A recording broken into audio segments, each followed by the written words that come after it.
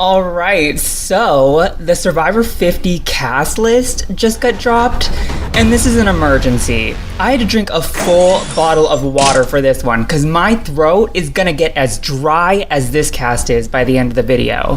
The only conclusion I can come to is it's Armageddon. The only conclusion is flop era. We're in the Survivor recession. We full on skipped the Survivor depression.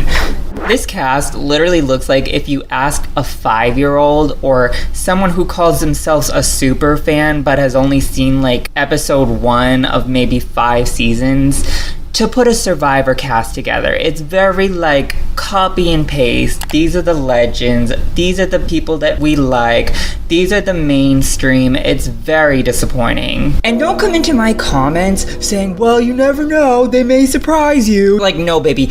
They are on the plane. They're on a 72-hour flight, probably getting blood clots in their ankles on their flight to Fiji. My daughter still goes, Mommy, can we go on our plane again? And I'm like, baby, there's no plane. First of all, Abi Maria Nation, we have to lower our flags to half staff because our Brazilian dragon has been cut from the cast. What the hell?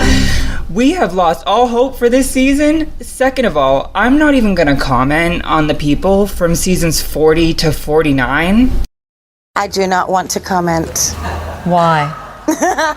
Because they should not even be back here this early. Anyone from the 2020s, in fact, should not be coming back this soon. They will likely still be available 10 years from now, God willing, with a resting heart rate that allows the Survivor medical team to clear them in order to compete. But people from season 1 might not be. So to players from seasons 40 to 49, get out. I don't care if you wanted to play again immediately. I don't care what kind of health problems you have. I don't care when you're getting married. I don't care when you want to settle down and have a baby. You need to wait your fucking turn. Jeff Probst, now on to you. Jeff Probst, may your craft services food be as cold and as tasteless as your casting choices for this season. Especially when you promised us that it would be a season that represented the entire series as a whole. So the plaintiff loses, gets nothing. Ms. Howard, what are you thinking? She lied, and I should have known better when I seen her hair. Ms. Reese? So let's get into some of the names that are coming back. Angelina Keeley. I know she's still young and a more recent player, but she did climb a 300-foot ladder and a skyscraper to get that idol, and had to brave an entire 39 days without Natalie's jacket. 6th person voted out of Survivor. Natalie. I just wanted to give you a hug. There you go. Welcome. Natalie, is there any way I could have your jacket? Natalie? Natalie, tribe has spoken. Thank you, Jeff. Natalie. My girl could not even get a shawl from production. So this is actually one of the only acceptable, exciting casts of this season for me. So we gotta let her have this, okay? Cirie's next. You know what? I will never speak ill of the OGs coming back because there is definitely room for them. And I will never speak badly about a legend coming back for a 5th or 6th time unless your name is Boston Rob. I'm fucking over that shit. Or if your name is Russell, who is still calling himself the #1 Survivor player when he's gotten, what, 1st or 2nd boot? 1st to last boot on his last seasons. Like, it is time to hang up the skates and go into the retirement home, Russell, baby. Plus, it definitely feels like Cirie belongs on this monumental season. She's a real-life hero, was on the front lines of the COVID-19 pandemic, duh. Put her back on. Colby Donaldson from season 2. This is the man that all but laid down and freaking died on Survivor Heroes vs. Villains. Colby, are you serious what she just did? I didn't even see what happened. I was watching Treasure Island. And Jeff really said to himself, you know what? I think we need to see that again. Of course, I'm glad to see anyone coming back from one of the carbon-dated seasons, one of the fossil seasons. But why couldn't it have been someone like Kim Powers, Kelley Goldsmith? And there's nothing I won't eat. You know, it could be beef brain, goat testicles, whatever. Sounds good. breakfast. 2-1 on your own.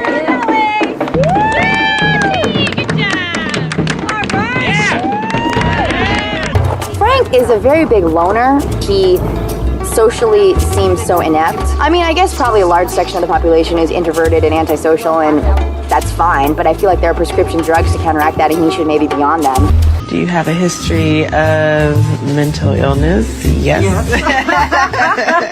Or for Christ's sake, T-Bird, who's been plotting her return since circa 2001, who has trained her entire life for this return, who the fans really wanted to see get on to Second Chance. Don't let my southern accent and size fool you. I'm a powerful punch in a small package. I've been waiting. The first question, would you do it again? Are you kidding? Are you kidding? Absolutely, I'd do it again. Yes, yes, yes. I've waited for this moment for so long. Yes, yes, yes, I would do it again. Call me!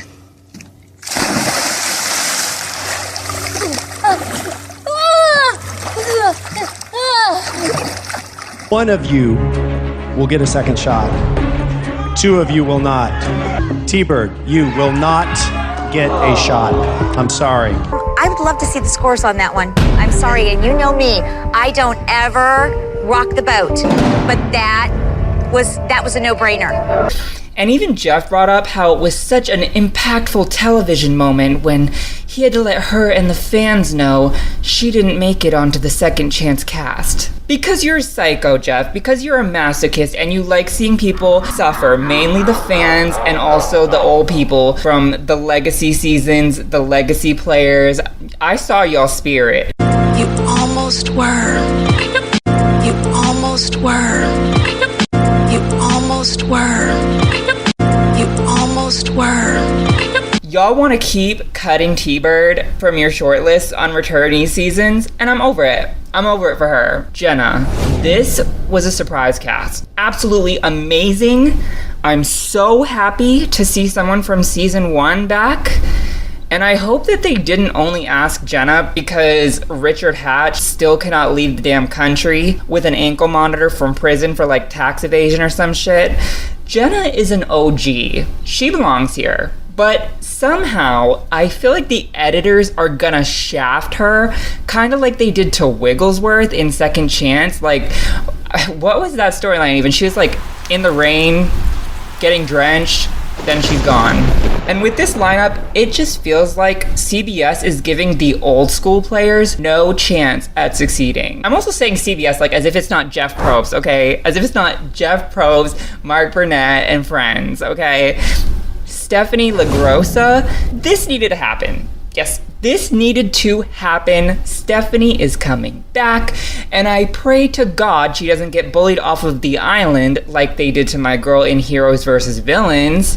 It was not her fault that, like, her first 2 seasons, her tribe was such a damn flop that they all lost every challenge. A little less cursing off your tribe might help. Keep your mouth shut. It's been a pleasure. Next, Coach. Are you kidding me? This cult leader from South Pacific? Are you kidding me?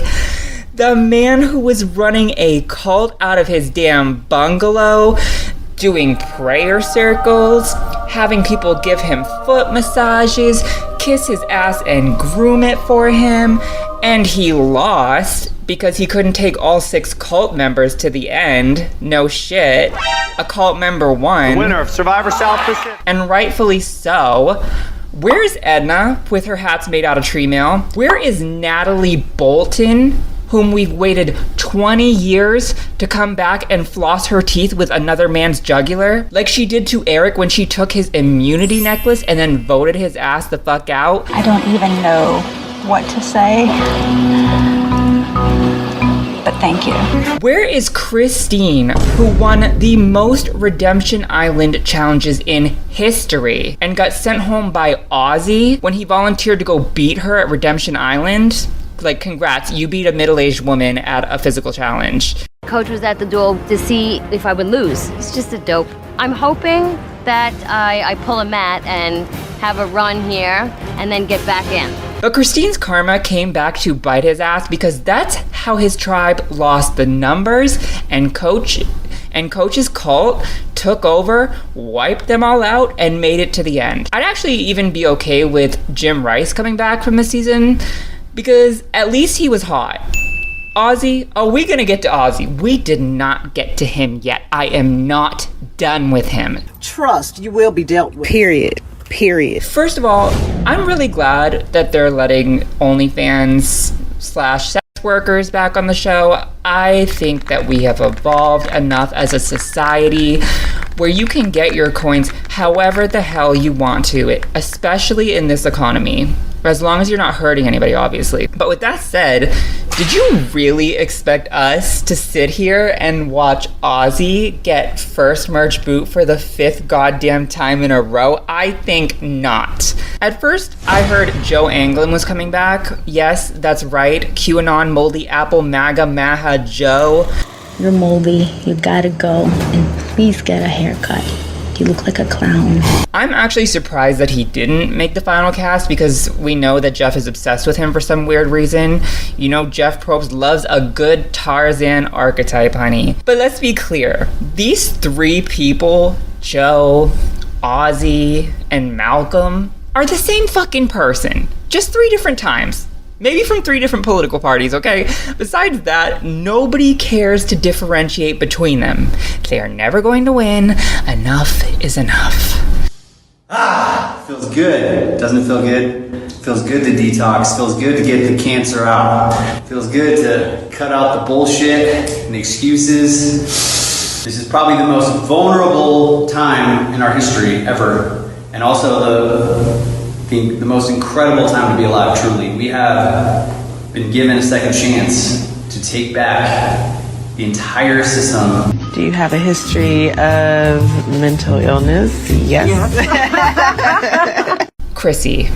Okay, CBS owes this lady $1 million into her bank account expeditiously for what they did to her on Heroes versus Healers versus Hustlers. I will never forgive production for making some bum-ass rule change when Ben is for sure going home because he lost the final immunity challenge to Chrissy. There's no more idols at the final 4, just like he lost every other challenge to Chrissy, basically. There ain't no more idols in the game. So the final immunity challenge, and I have to win it. Ben thinks he has it.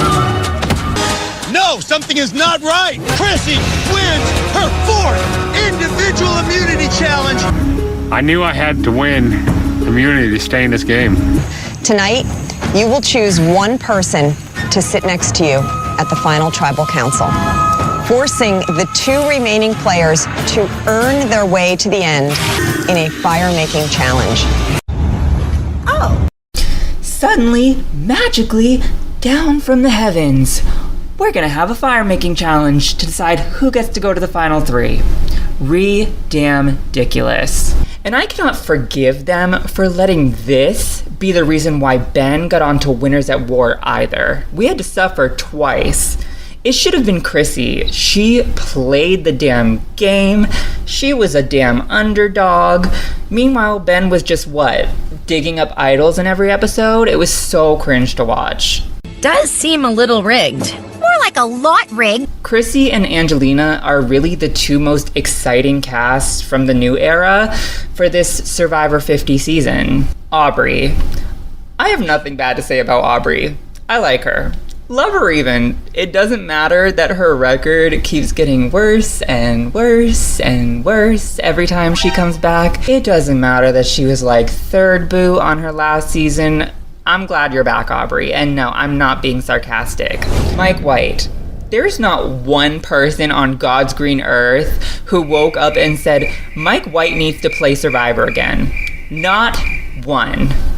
And I don't know if this is true, but he allegedly was doing some like transphobic shit on the side. Like, this sounds slavishly admiring, but nonetheless, I thought the last episode, which I saw, which was season 3, episode 4, which is Sam Rockwell coming out as a night to give autogynephilia. The show this season is using these Buddhist concepts to talk about identity. This idea of desire, where does it come from? I mean, in the sense of like, it's very clear for some people that, you know, it's like a masculine man sees in a woman this feminine thing that he doesn't have, and he's trying to get that, and through sex, it's, we're made into two genders, and so there's just this, I think it's just, we're hardwired to want to merge those things. That's kind of what, I guess sex drive is.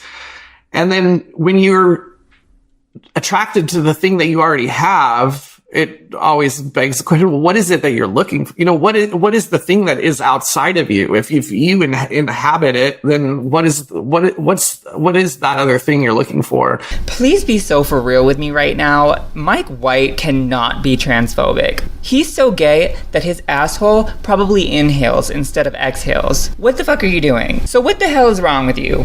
Do better. You see how we traded Jeff Varner for Mike White?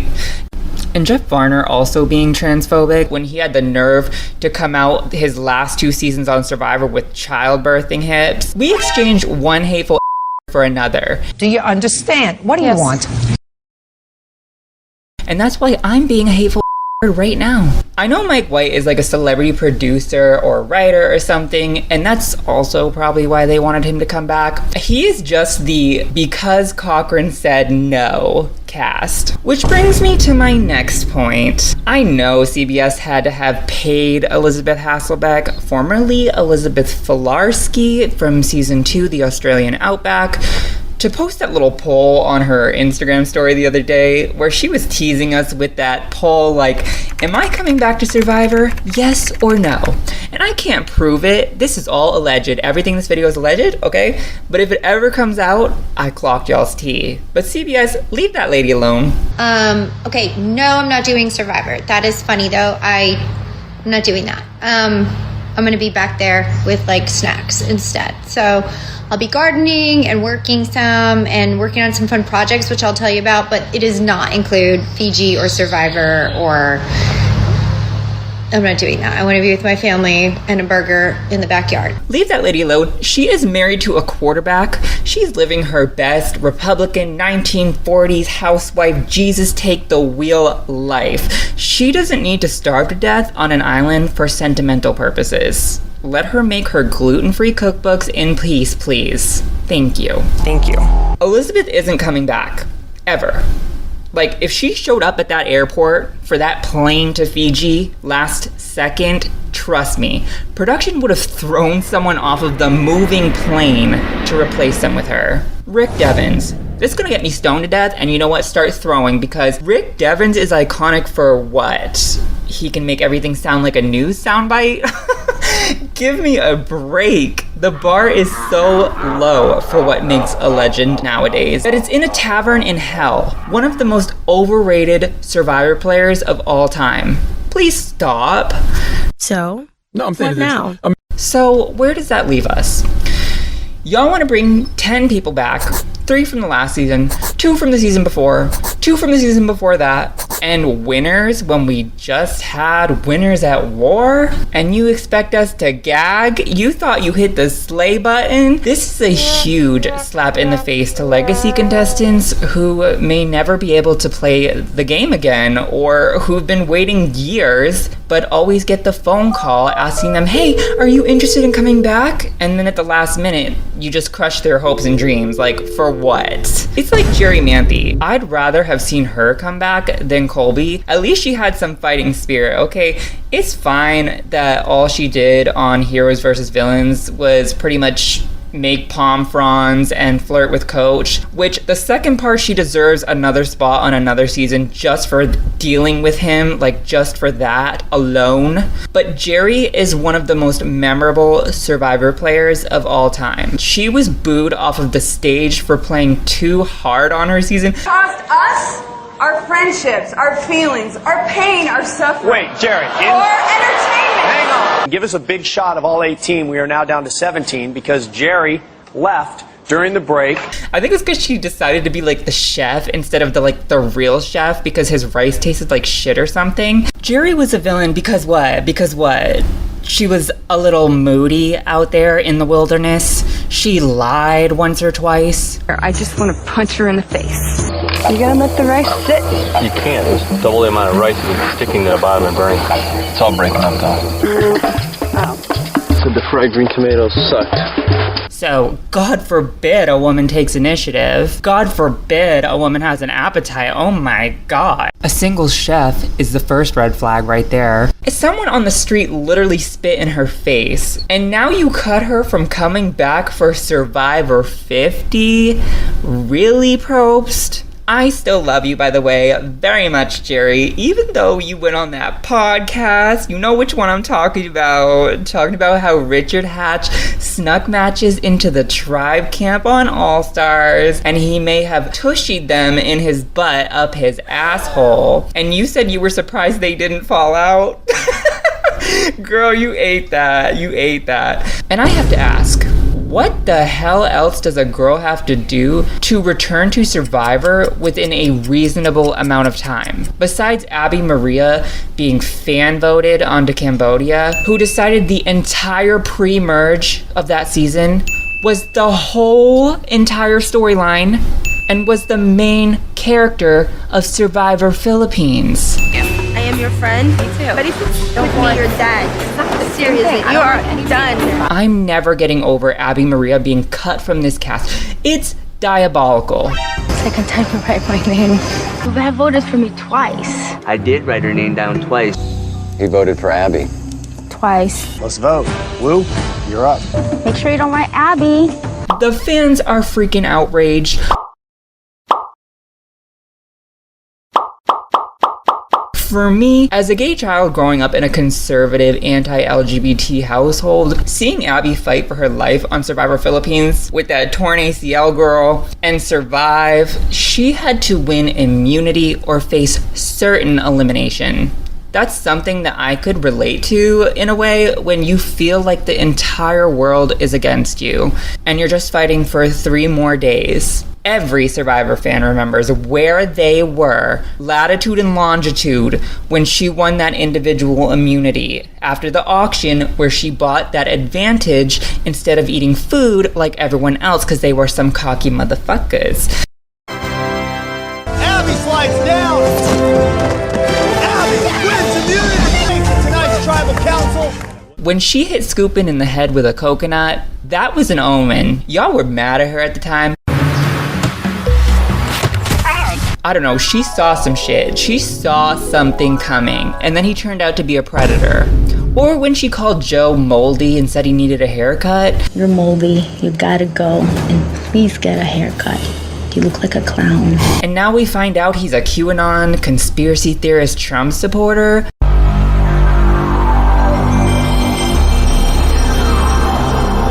Listen to Abby the first time. Or when she ended RC for being a bad friend, and then RC continued to be a diva, holding a grudge online afterwards, even after she found out that Pete was the one that hid that clue and caused all that chaos between them. RC, are you ever gonna accept my apology? No. I told you not to talk to me the first night. I told you not to talk to me the second night. And you still continue to talk to me. You are quite honestly the most disgusting player to ever play this game. And I guess some people are still a little bitter. Or when Abi Maria cleared Shirin, who thought she was just gonna use Abi Maria as her go and treat her like shit on Survivor Second Chance, and Shirin just thought she had this game in the bag. I'm so sorry. I tried, Shirin. I tried. Are we still in this together? I tried having your back. With me, your dad. Shirin, your tribe has spoken. That to me. And then had the audacity to bully her online afterwards, showing her ass. Abi Maria shook up the game on both of her seasons, like an earthquake, clocking in at a 9.9 motherquake. How the hell are you gonna cut Abi Maria from any Survivor season? What is the Make it make sense. Just say you hate good television and move. I know Penner was supposed to be on this season as well, which I am happy for him because there was that whole thing where he took care of his wife who had ALS, that's probably the worst thing imaginable. It was very beautiful to see his love for her and him taking care of her unconditionally. And he had that whole Bye Bye Man movie on Netflix, and a lot has happened in his life since he was on Survivor. With that said, wasn't his shtick just kind of being a moody asshole? I don't understand the need to have Penner return. Bye, can I have a hug too? Yeah, no, I'm not gonna hug anybody else. Oh, okay.